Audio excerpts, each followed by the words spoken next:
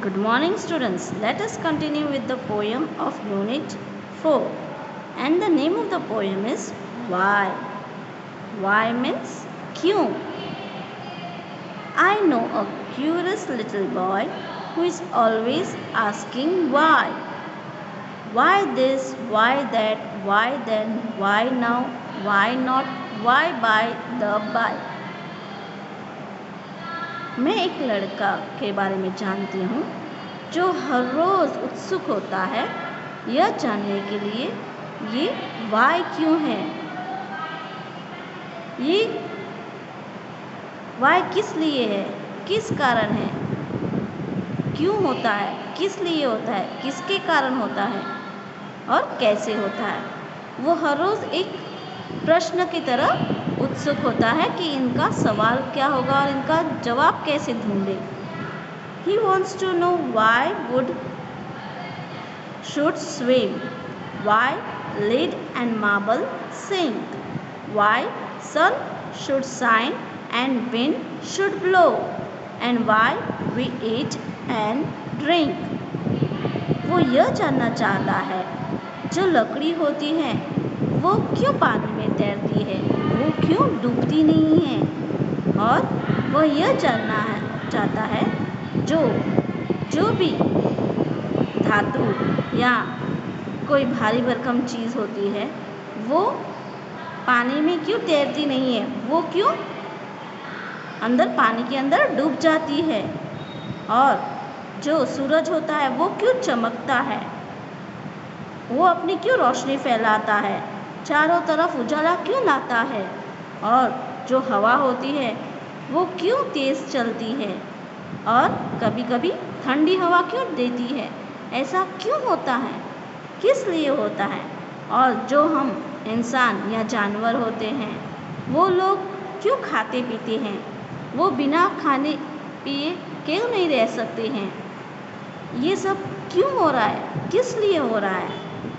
He wants to know what makes the clouds and why they cross the sky. वो यह जानना चाहता है कि बादल कौन बनाता है, क्यों बनाता है, किस लिए बनाता है, और वो आकाश के उस तरफ क्यों चले जाते हैं, वो क्यों छिप जाते हैं, जब चाहे मन पड़े तब दिखाई देते हैं और कभी ऐसी तरह से ओझल हो जाते हैं कि दिखाई ही नहीं देते. ऐसा क्यों होता है कि बादल इस तरह से छुप जाते हैं. Why sinks the sun behind the hills and why the flowers die. क्यों सूरज डूब जाता है और पहाड़ों के पीछे चला जाता है, और जो फूल होते हैं वो क्यों मुरझा जाते हैं, जब रात हो जाती है तो वो क्यों मुरझा जाते हैं, या फिर अगर हम उसे पानी ना डालें तो वो क्यों मुरझा जाते हैं, क्या कारण है. वो हर रोज़ खिले नहीं रहते हैं और जैसे ही शाम होती है वो मुरझा जाते हैं, और जैसे ही हम उसको पानी डालें या सुबह हो जाए तो वो खिल उठते हैं. इसका कारण क्या है, यह किस लिए हो रहा है. Some of these whys are not too hard to answer if you'll try.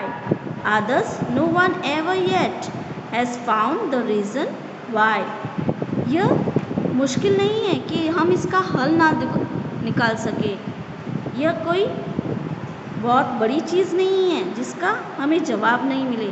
अगर हम कोशिश करें तो हम इसका जवाब ढूंढ पाएंगे, पर ऐसे कुछ सवाल होते हैं जिसका हमें कोई अर्थ नहीं, मतलब जिसका हम कारण नहीं बता सकते कि ये किस लिए होता है, क्यों हो रहा है.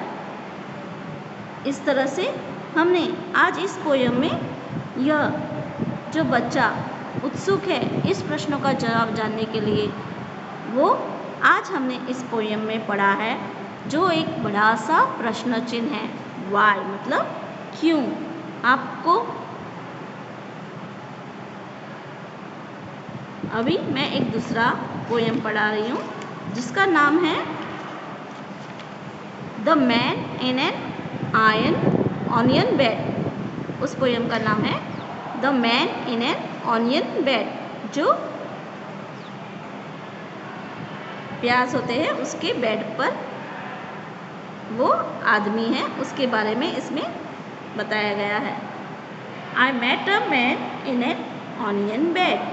He was crying so hard, his eyes were red.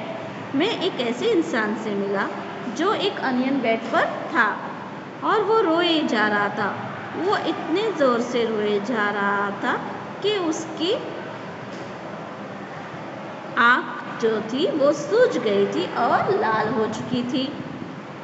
And the tears rolled off the end of his nose as he ate his way down the onion rows. और जो उसके आंसू थे वो बहे जा रहे थे, वो उसकी आँख से उसके नाक तक बहे जा रहे थे, जैसे जैसे वो बह रहे थे। और वो जब वो प्याज के रोज़ खा रहा था वैसे वैसे उसके आंसू बहते जा रहे थे। He ate and he cried, but for all his tears he sang, Sweet onions, oh my dears, I love you, I do, and you love me, but you make me as sad as a man can be. वो खाए जा रहा था, रोए जा रहा था और आंसू बहाए जा रहा था। फिर वो उसके साथ कुछ गाना भी शुरू कर दिया।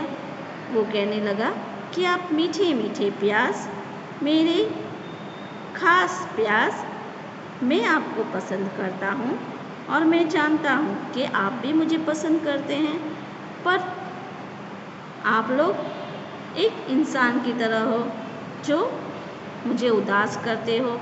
जैसे कोई बात हो तो एक इंसान उसको तकलीफ़ देता है तो वो उदास हो जाता है, उसी तरह जब मैं तुम्हें खाता हूँ तो मेरी आँख में से आंसू आते हैं और मैं उदास हो जाता हूँ। इसी तरह वो यह गीत सुनाता है कि ये प्याज उसको किस तरह से उदास करते हैं। आज हमने इस लेक्चर में यूनिट 4 में पोयम पढ़ी है।